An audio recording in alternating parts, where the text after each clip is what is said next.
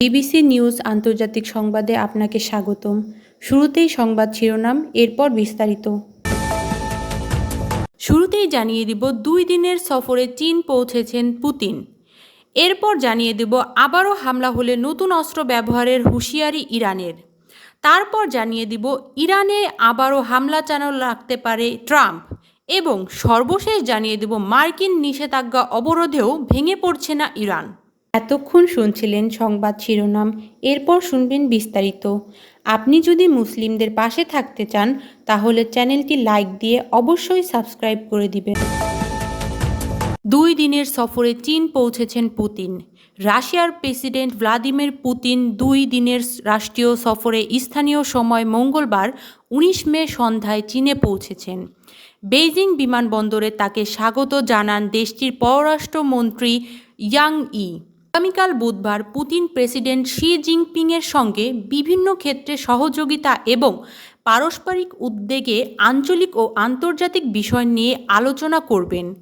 Putin আগমনের আগে মঙ্গলবার বেইজিংয়ে সফররত রাশিয়ার উপপ্রধানমন্ত্রী ডেনিস মান্তুরভের সঙ্গে আলোচনা করেন চীনের উপপ্রধানমন্ত্রী লিং শুয়েশিয়াং। এর আগে মস্কো বেইজিং সম্পর্কে বিশ্বে একটি স্থিতিশীলতার সৃষ্টিকারী শক্তি হিসেবে আখ্যা দিয়েছেন রুশ প্রেসিডেন্ট ভ্লাদিমির পুতিন। চীনের প্রেসিডেন্ট শি জিনপিংয়ের সঙ্গে বৈঠকের আগে তিনি এমন মন্তব্য করেছেন। 2 দিনের চীন সফরের আগে দেওয়া এক ভাষণে পুতিন বলেন, রাশিয়া ও চীন অন্য কোনো দেশের বিরুদ্ধে জোট গড়তে চায় না। এ 2 দেশ শান্তি ও সর্বজনীন সমৃদ্ধির জন্য একসঙ্গে কাজ করেছেন। তিনি বলেন, এই চেতনা থেকেই মস্কো ও বেইজিং আন্তর্জাতিক আইন এবং জাতিসংঘ সনদের নীতিগুলো সম্পূর্ণভাবে রক্ষার জন্য সমন্বিতভাবে কাজ করছেন। আবারও হামলা হলে নতুন অস্ত্র ব্যবহারের হুঁশিয়ারি ইরানের। ইসরায়েলের ফাঁদে পড়ে যুক্তরাষ্ট্র যদি আবারও ইরানের বিরুদ্ধে আগ্রাসন চালায় তাহলে বিভিন্ন কৌশল ও নতুন অস্ত্র ব্যবহার করে নতুন ফ্রন্ট খোলা হবে বলে হুঁশিয়ারি দিয়েছে ইরানের সেনাপ্রধান। তেহরানের ভ্যালিয়ার্স স্কোয়ারে এক জনসমাবেশে একথা বলেন ইরানি সেনাবাহিনীর মুখপাত্র ব্রিগেডিয়ার জেনারেল মোহাম্মদ আক্রমিনিয়া। মঙ্গলবার 19 মে দেশটির সেনাবাহিনীর জনসংযোগ বিভাগ তার এই বক্তব্য প্রকাশ করেছে। জেনারেল আক্রমিনিয়া বলেন, ইসলামী প্রজাতন্ত্র ইরানকে অবরুদ্ধ করা বা পরাজিত করা সম্ভব নয়। তিনি বলেন, যুক্তরাষ্ট্র যদি আবারও নির্বুদ্ধিতার পরিচয় দিয়ে ইসরায়েলের ফাঁদে পা দেয় এবং আমাদের প্রিয় ইরানের বিরুদ্ধে নতুন আগ্রাসন চালায় তাহলে আমরা নতুন পদ্ধতি ও নতুন অস্ত্র দিয়ে তাদের বিরুদ্ধে নতুন ফ্রন্ট খুলব।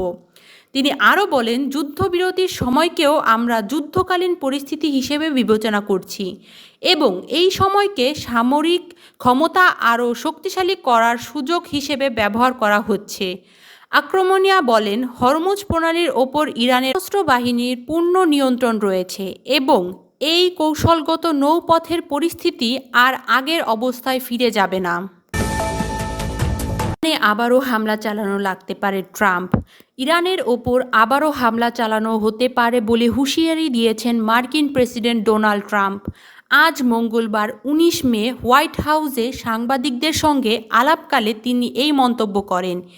একই সঙ্গে তিনি প্রকাশ করেন যে ইরানের একটি পরিকল্পিত হামলার স্থগিত করার চূড়ান্ত সিদ্ধান্তের মাত্র 1 ঘন্টা দূরত্বে ছিলেন তিনি।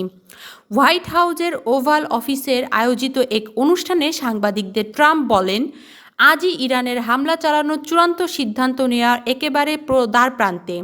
মাত্র 1 ঘন্টা দূরত্বে ছিলেন তিনি, তবে শেষ মুহূর্তে সেই আক্রমণ স্থগিত করা হয়।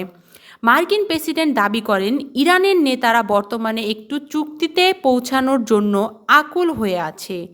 তবে আগামী কয়েকদিনের মধ্যে যদি কোনো সমঝোতা বা চুক্তি না হয় তবে ইরানের ওপর নতুন করে মার্কিন হামলা শুরু হবে। মার্কিন নিষেধাজ্ঞা অবরোধেও ভেঙে পড়ছে না ইরান। যুক্তরাষ্ট্রের নিষেধাজ্ঞা ও সাম্প্রতিক নৌ অবরোধে ইরানের অর্থনীতি বড় ধরনের চাপে পড়লেও ওয়াশিংটনের সঙ্গে আলোচনায় তেহরানের অবস্থান এতে দুর্বল হবে না বলে মনে করছে বিশ্লেষক আসলানি। তেহরানের centre for Middle East strategic স্টাডিজের জ্যেষ্ঠ গবেষণা ফলো আসলানি জাজিরাকে বলেন, সাধারণ মানুষের অর্থনৈতিক কষ্ট ও ভোগ কিছুটা উল্লেখযোগ্য পর্যায়ে পৌঁছেছে, তবে নিরাপত্তা পরিস্থিতি এখনও নিয়ন্ত্রণে রয়েছে, আর সেটি এই বাস্তবতাকে সাধারণ মানুষের কাছে কোনোভাবে সহনীয় করে তুলছে। তিনি বলেন, অর্থনৈতিক সংকট ইরানিদের দৈনন্দিন জীবনের বড় প্রভাব ফেললেও ইরান এখন পর্যন্ত টিকে থাকতে সক্ষম হয়েছে। আসলানির মতে, যুক্তরাষ্ট্র চাপে ফেলে ইরানের অভ্যন্তরীণ স্থিতিশীলতা দুর্বল করতে চায়।